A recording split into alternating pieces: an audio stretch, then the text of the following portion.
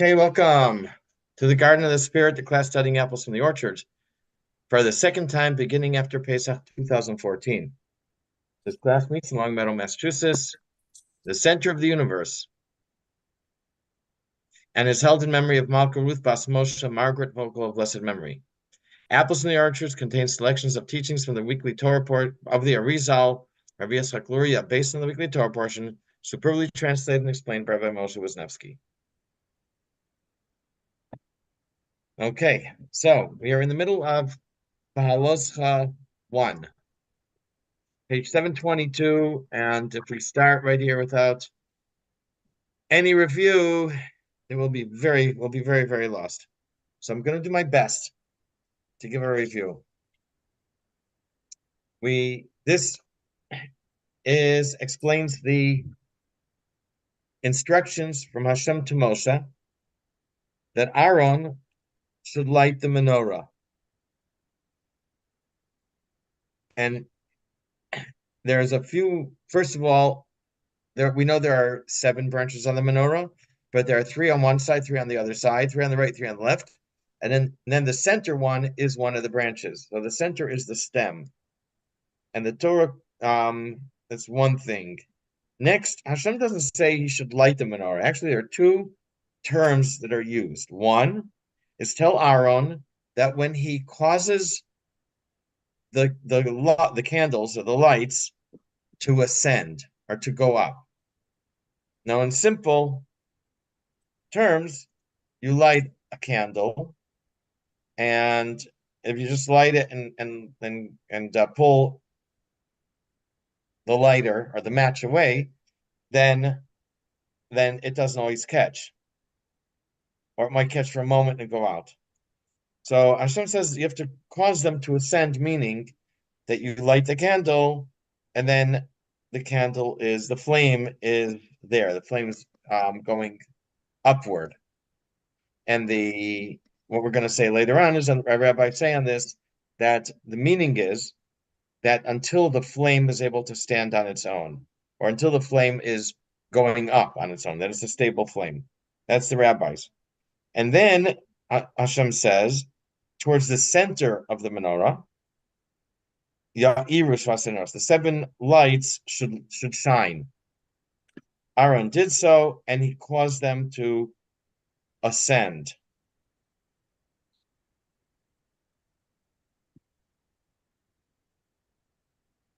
And he caused them to ascend. So we have 2 words here. One is he causes lights to ascend, and then also that the lights shine. So the menorah stands or corresponds to Malchus or Nukva.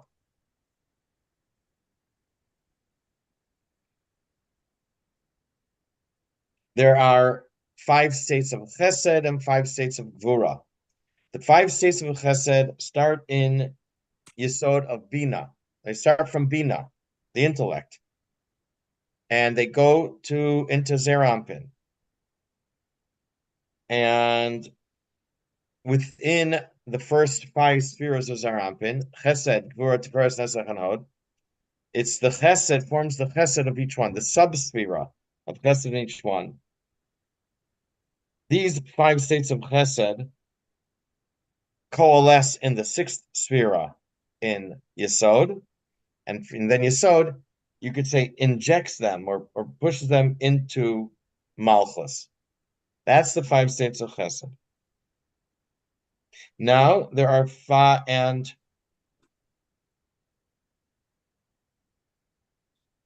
apparently we know that the spheres, all 10 spheres, are divided into right, left, and center.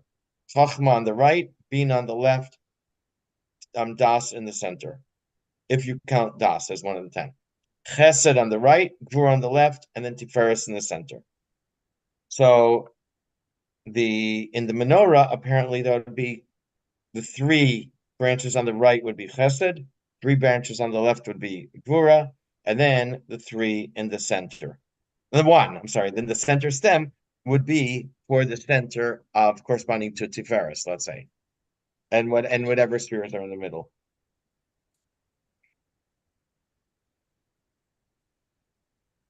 Now, we have 5 states of Gvura. How does that work?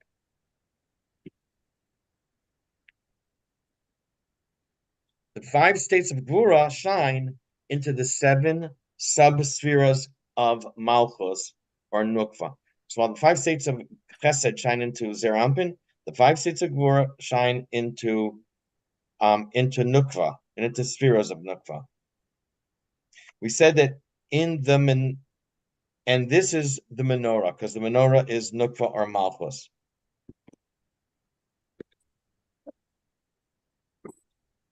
The 5 states of Gvura correspond to the lights of the menorah. And the lights includes the oil, the wick, the flame, not the bowls in which not necessarily the bowls in which they sit.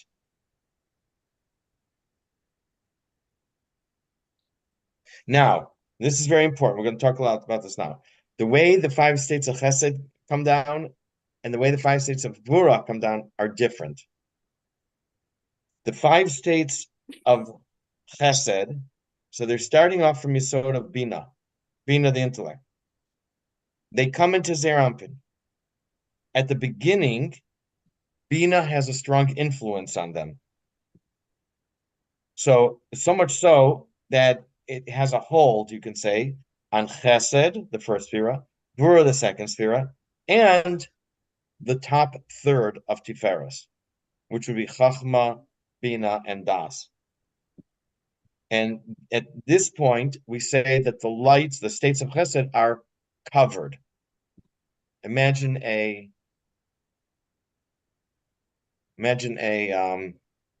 wire that is insulated. So it has that rubber insulation around it. So the divine light or the states of Chesed are covered at this point. Then, when the bottom 2/3 of Tiferes, that's Chesed, Gvura, Tiferes, Netzach, Hod, and Yesod, and Malchus, and then Netzach and Hod, they are considered exposed. In other words, in practical terms, it would mean that Bina, the intellect, no longer has such a strong influence on these states of Chesed. So it's very important. The top 2 and 1/3, the light is we call it covered, and then for the bottom 2 and 2/3, the light is considered exposed. You could say it comes into its own. It's now no longer under the protective influence of Bina, of the intellect.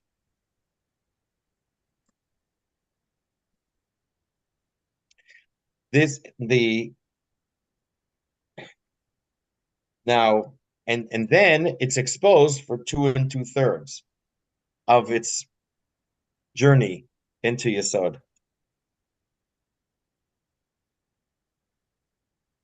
What happens next is that they come in very strong. Think of it as a far drop, a long way to drop. So they go into Yesod.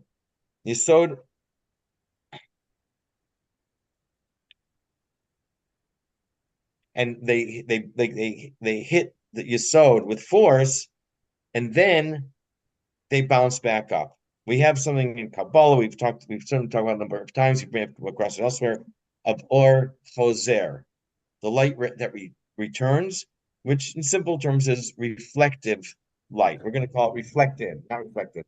Reflected light. That the light is reflected back. Just like an echo is much more powerful than the original sound.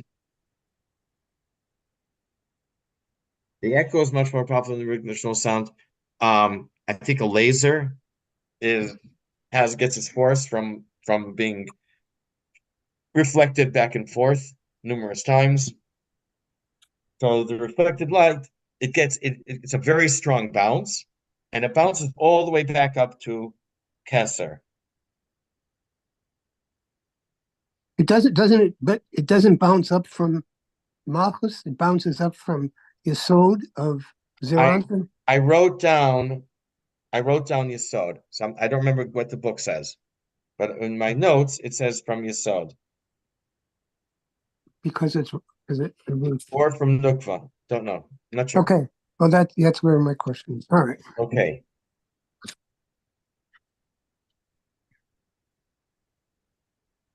It doesn't say specifically. I don't see it specifically. So when it bounces back up, it goes back up through the three channels, right, left, and center. But it comes down with great force, and therefore it bounces back up with great force, and it goes all the way back up to Kesser. And through this process, this is where it becomes mature or develops. It gets its power from. Now, on the other hand, the five states of Gvura work a little different. They come from Zerampin into Nukva. The Once again, part of the way is covered and part of it's uncovered. Here,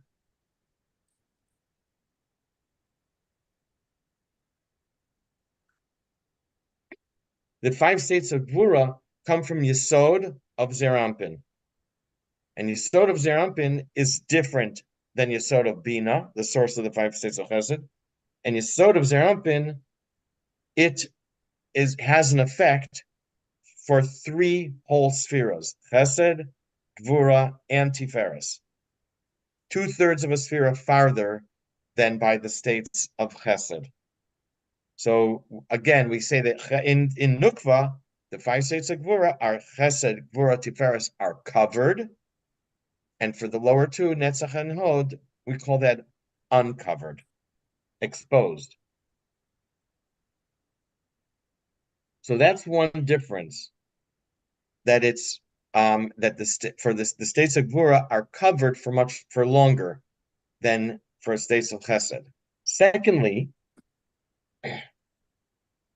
he says that even though we have two more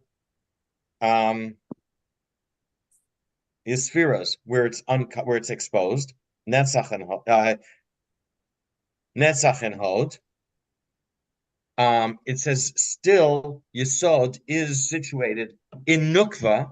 Yesod is situated directly under Tiferes, and therefore it's a very short trip or ride from the three covered from Tiferes into Yesod, and it's almost nothing.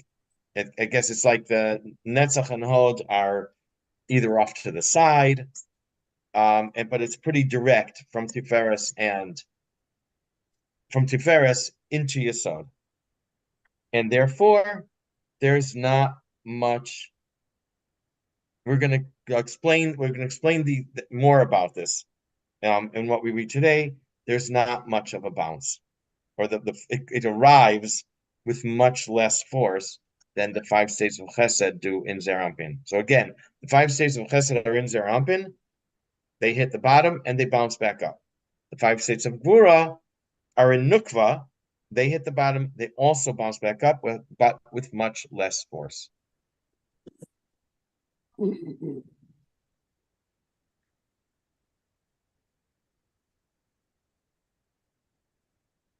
here we go.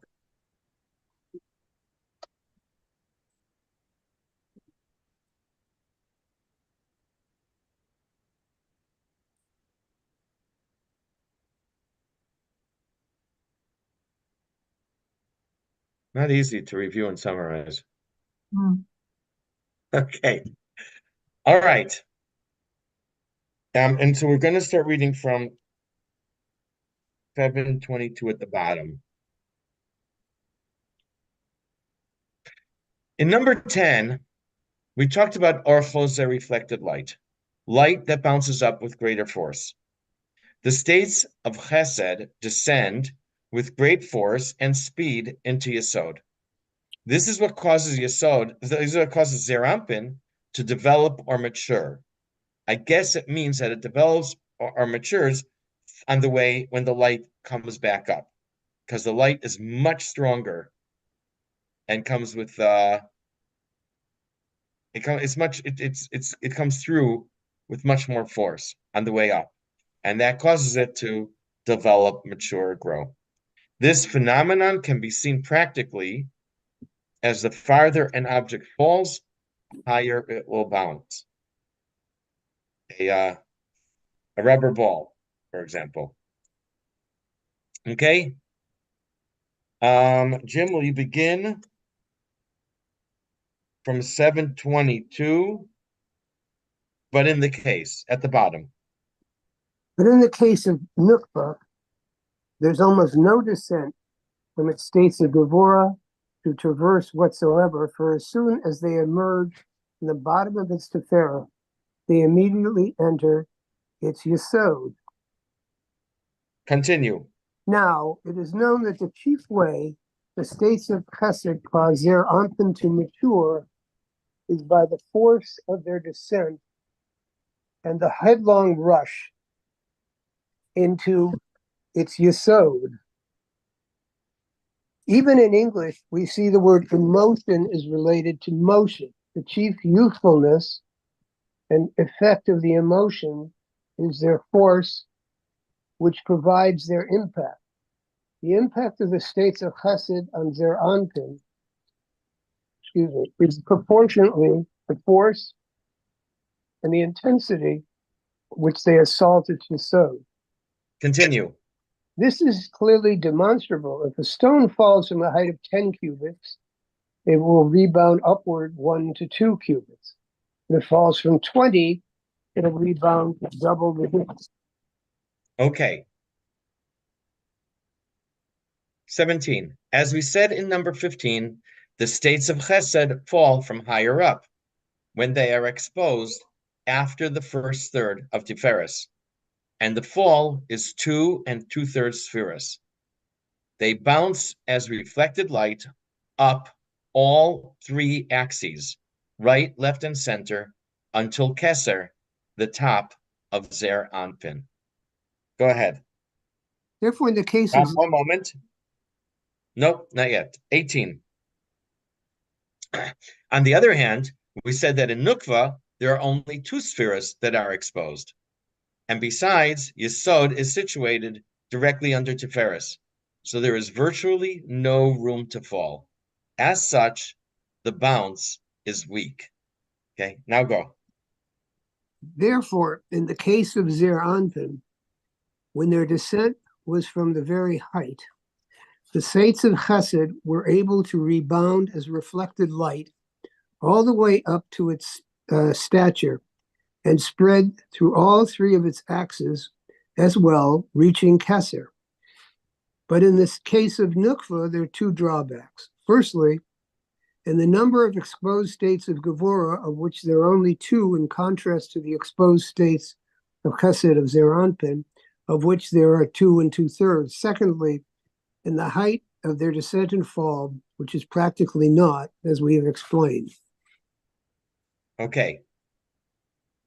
Therefore, the reflected light in Nukva is not strong enough to ascend through all 3 axes all the way up to Keser, as it does for Zer Anpin. Instead, the reflected light only goes up in the middle axis.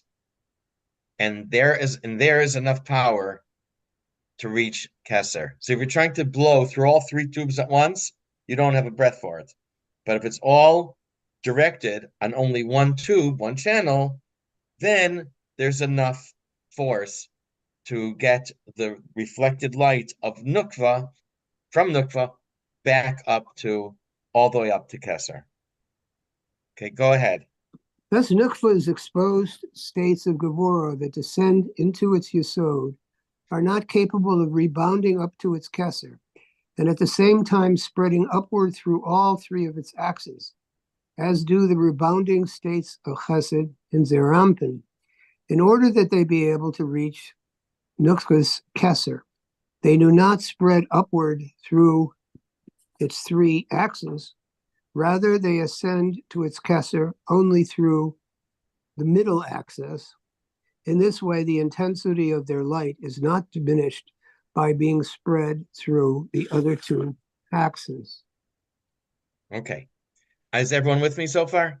Yeah, just briefly, I don't want to get too far afield, but we had a Parsha class this week, and we're talking about the tree is like in the Parsha is like a man, and we don't cut it down. And we learned how the tree is connected to its source, but it grows. And we learned that the key of is to have your intelligence, which is where it's coming from here, Bina, affect your emotions and refine your emotions, um, so that they connect like a tree as it grows is still connected to its source. And so it comes a refined person, a refined Torah scholar, a refined human being, is really connecting. Although it's using intellect, it connects its emotions, which are its essence, to its source. What's the connection? Thank you. Very good. And what's the connection to here? It speaks here about how the bounce from Bina through Chesed through Zer Anpin, which is to me sign of a rectification of the emotions. Zer Anpin being the emotions. Okay, it's a bounce as it flows directly like that without impediment. It can go all the way back, all the way up to its source to Kesser. So it's a real refinement. If you do it through Gevura, in terms of the emotions, they're not going to change so much. Okay. And it's not going to reach its source. Okay. Okay, good. Thank you. Thank you very, very much.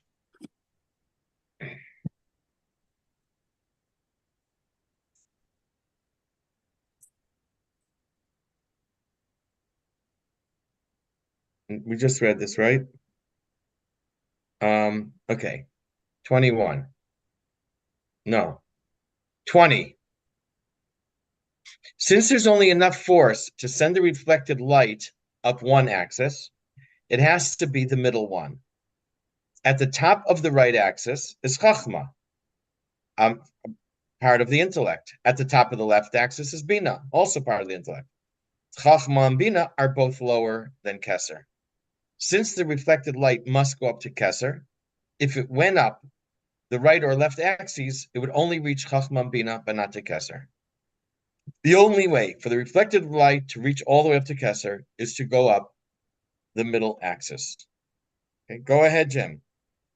We were only concerned that the Nukva's central axis be illuminated by the light of these states of Gevura, and not the other two axes be illuminated by. This is because at the top of the two axes are Nukva's two brain lobes, those of Chachma and Bina, which shine downward to the left and the right axis. But its Kesser initially possesses no such brain, and it is improper for its Kesser to be inferior to its Chachma and Bina.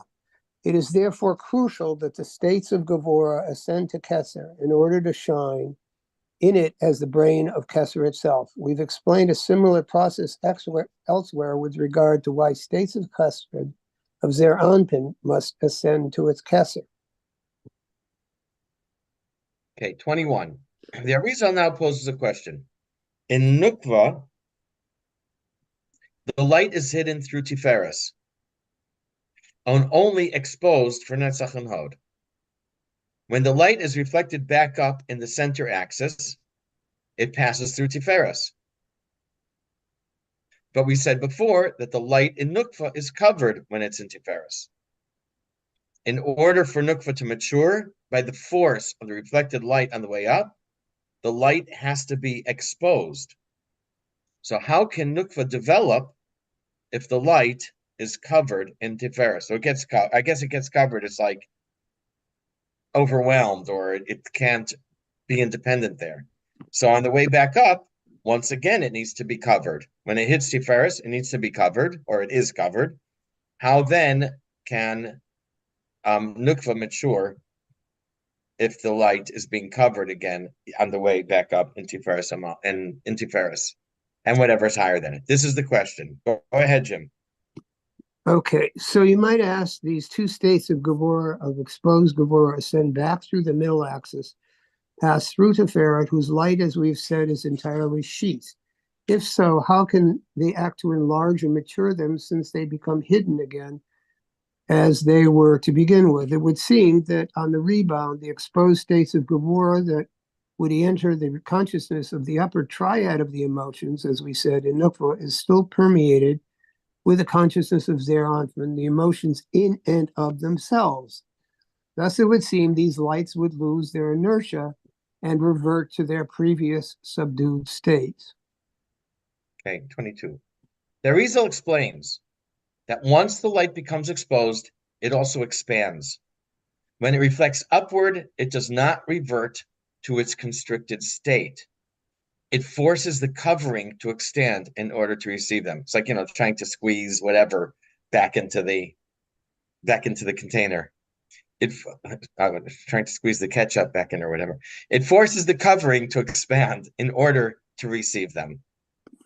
The states of Gvura that were covered also acquire great light and likewise expand. In other words, the reflected light has an impact on the covering because it makes it expand, and on the hidden lights in Tiferes that it causes them to expand or to grow as well. Mhm.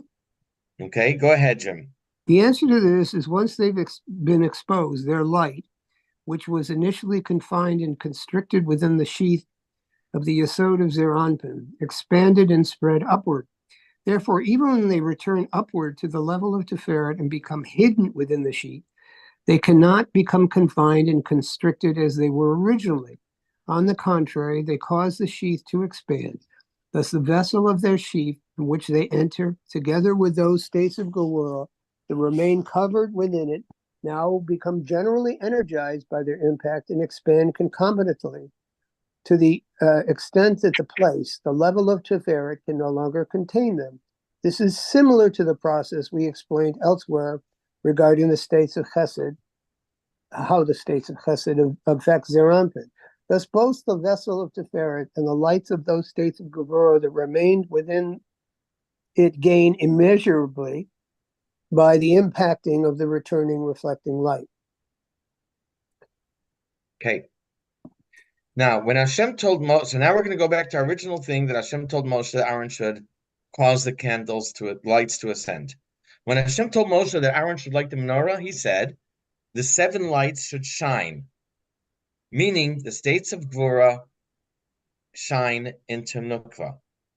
That's the downward part of the process. For this part of the process, the Torah uses the word to shine, the one on the way down. Abigail, would you like to continue page 725? We may. We may now begin to explain the mystical significance of kindling the lamps of the menorah in the Holy Temple, the descent of the states of Gevurah within Nukva down to its Yesod is called kindling the lamps and making them shine. This is the process referred to in the verse quoted above by the words, the 7 lamps are to shine. The idiom of causing to ascend is not used here as it is earlier in the same verse. When the Torah uses the word Allah to ascend in reference to lighting, it refers to the second part of the process, where the reflected light goes back up to Keser. Go ahead. In contrast, the ascent and rebound of these states of Gevurah from Yesod of Nukva to its Keter is a different aspect of kindling the lamps and is referred to using the idiom of causing to ascend. Our rabbis explain the term to ascend with the following explanation. Aaron should light, one moment. Yeah, Aaron should light the candles until the flame ascends on its own. That is, the flame is stable and will, in simple terms, it means that the flame is stable and will continue to burn. According to the explanation of the Arizal, it means not that the flame ascends on its own, but that by lighting the menorah, Aaron causes the states of Gvura to ascend as reflected light. Go ahead. It is to this that our sages referred when they said that the meaning of causing the lamps to ascend is that Aharon should kindle the wicks until the flame ascends by itself, i.e., rebounds on its own power. The mystical meaning of the verse is thus: in order to make lights ascend, they must first shine or descend through the 7 middos of Nukva. Aharon, however, did One moment. The pardon. Arizal says that Aaron was only instructed to bring the lights of Gvura downward to Yesod. To Yesod? Of Nukva, I guess. Ya'iru Shivas Haneros. The 7 candles will light or will shine. El Mu Pnei HaMenorah, to the center stem of the menorah. That is, for the light to descend through the middle axis. When the Torah says Aaron did as he is instructed, it says, he caused the lights to rise, meaning he made sure that, or to ascend, meaning he made sure that the light reflected back up through the center. He made sure that the light reflected back up through the center stem to Kesser. Go ahead. Aaron, however, did more than he was commanded to. He was only commanded to make sure that the wicks faced the middle shaft of the menorah, which embodies the middle axis of Nukva, when the 5 states of Gevurah were descending through Nukva. As it is written, the 7 lamps are to shine toward the front of the candelabrum. He, however, waited in order to ensure that even when they reascended, they would do so only through the middle axis, as we explained. This is the mystical meaning of the following verse. And Aharon did thus. He kindled the lamps toward the front of the candelabrum. In this verse, the idiom of shining is not used as it is in God's commandment to him. Now, so long as the states of Gvura are covered, they're held together by the cover. When they become exposed after Tiferes, they separate, being that Netzach and Hod are opposite forces. As they reflect back up, they tend to rise, Netzach on the right and Hod on the left. As we explained before, they had ascended through the right and left axis. Had they ascended through the right and left axes, the force would not be strong enough for the center axis to reach Kesser. When Aaron made sure the flames were stable, he also caused the reflected light of Netzach and Hod to merge and ascend through the center axis. Once there, they were contained within the center axis and could no longer separate to the right and left axes. He sweetened it. Yeah, it's like He sweetened it. friends back together, right? The stories about him. Yeah, he sweetened it. I said. Okay. Yeah, he brought Yeah. chesed to it. He brought love to the process. And he brought opposites together. Yes. And what were you saying, Abigail? That this is what we have been taught about Aharon. Well, I can't say, but from kids. When people were fighting, he brought them back together with a little bit of a lie. So the story contains the idea of a little bit of a lie. And I wonder if that's maybe where he went a little farther than Hashem asked. Like What lie? They said that he would tell one person, oh, they're very sorry and they want to talk to you. It's a mitzvah to lie like that. Yeah. So he would, of course. But if you I'm sorry, go ahead. I'm just saying that the idea that he was commanded to do so much with the menorah, but he went even further and he made sure that it worked, right? So that's he sweetened the deal, just like Jim said. Do you see a reflection of the story? Jim works with couples who are getting divorced. I'm sure you have friends. We know people, and it is extremely, extremely difficult and complicated to get people back together, to get people on the same page. Yeah. Friends, family, it is very, very difficult. Yeah, I haven't used it past training, but I was certified as a divorce mediator. So Massachusetts, and And I love doing it too. I should do it. But I, yeah, I mediated a case today. I I mediated a case today. it go well. It went well. I came back very centered and relaxed from vacation and not stressed, and it was helpful. Wow. I Okay, think it's tough. there is creativity, right? That's creativity and having a sense of what to do. You got to have it in your gut. And I think it's very exciting that the story that Aaron brought people back together is reflected, is maybe a lower level version of exactly what we're What studying. happened here? Yeah. All right. Okay, go ahead. Read 726. Okay. The reason why Aharon did this is as follows. When the two exposed states of Gevurah descended down to Yesod, they separated from each other since there was no sheath forcing them together. This is only to be expected inasmuch as they were Netzach and Hod, which are two opposite forces, the first belonging to the right side and the second to the left. Therefore, when they ascended on their rebound, they were also separated, each one tending toward its native axis. Mhm. But had they been allowed to pursue this path, this would have dissipated their light such that they would not have been able to reach Nukva's Keter, as we explained above. He therefore tarried in the process of kindling them until the flame ascended by itself. That is, such the light ascended solely into the middle axis, which is called the front of the menorah. Once it has entered this channel, it can no longer diffuse to the right or left because this channel is bounded by walls preventing this. Rather, the light must perforce ascend directly up the middle line until it reaches Keter.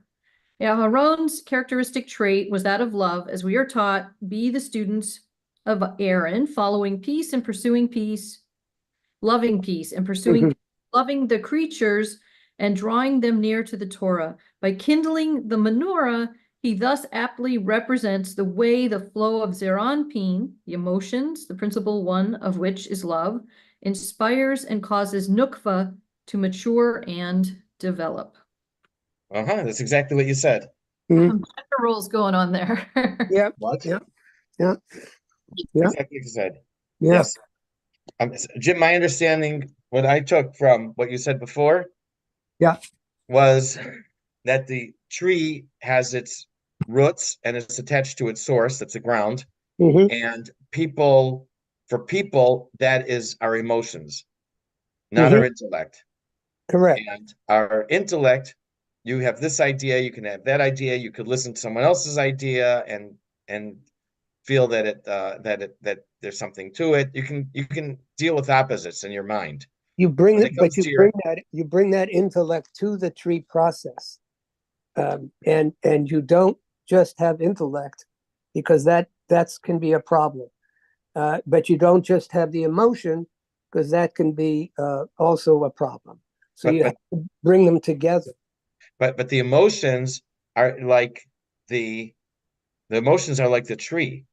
The tree is rooted in place. It can't run around like animals or people. I Your understand. emotions are rooted in who you are. In other words, But, you can't. It's very very difficult. but you can refine them. If it's very difficult to change your emotions from being a nice person to a nasty person, or from I, going from being a nasty person to a nice person, or in good, but in becoming a person of gvura, changing from a person of gvura and becoming a person of chesed, but and you all can in good, not nastiness. you can It's very difficult to change that. Those are it's your very roots. difficult, but you can refine them so that you're a melech, a king, not a lamech, a fool. But this is your roots. This is like you're rooted in place. Yeah, I understand. So you can't go from this kind of person to that kind of person, or No, you have to you work at it. could, but it's very unusual, very difficult. You work at it. You work at it with your intellect, and you keep that inspiration in your emotions. When you lose it, and you bring it back, and you bring it back, and you work at it, and you get more and more refined, so that your emotions become refined. and they don't rule you like a fool. Yeah. Yeah. Yep. Okay. I remember the days when I thought every little thing was literally the end of the world.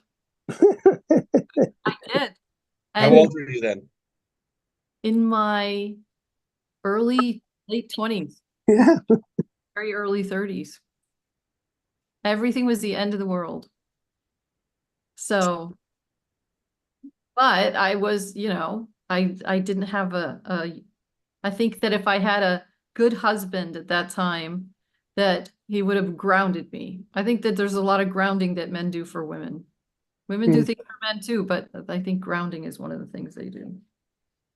Maybe that's sexist of me to say, but anyhow. Men and women are different. So if It's okay, even though Larry Summers got fired for saying it from Harvard. did he really? Men and women are different. Wow. I think I know that story, but don't remember it right now. Oh yeah, I was thinking that you can't do anything with emotions if you have just emotion. I don't know if we should say this on the camera, on the video, but but if you can get intellect in there, like it's what Jim said, you have to draw down some intellect in order to change your emotions, right? You have to go in the right direction. The brain should inform the heart, not the other way around. Yeah. Yes. Time, I have a question. Yes.